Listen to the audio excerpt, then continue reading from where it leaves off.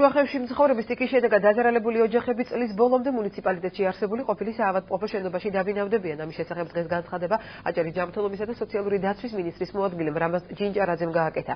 სამინისტროში უკვე არსებობს სია, რომელიც საჯარო და ხელმისაწვდომია ნებისმიერი დაინტერესებული პირისთვის.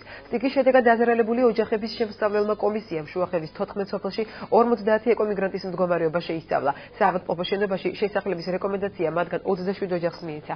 დაზარალებულები პირველ და მეორე კატეგორიას განეკუთვნებიან და ძირითადად სოციალურად დაუცველები არიან. საავადმყოფო შენობაში საცხოვრებელი ფართები ოჯახებს სულადობის მიხედვით გადაეცემათ. მუნიციპალიტეტის გამგეობაში სია უკვე გამოკრულია და მალე თემების ადმინისტრაციულ შენობებშიც განთავსდება. სტიქის შედეგად დაზარალებული ოჯახების შემსწავლელმა კომისიამ მუშაობა ქედის მუნიციპალიტეტშიც დაიწყო. ამის შემდეგ სპეციალისტები ხულოს მუნიციპალიტეტშიც გადაინაცვლებენ.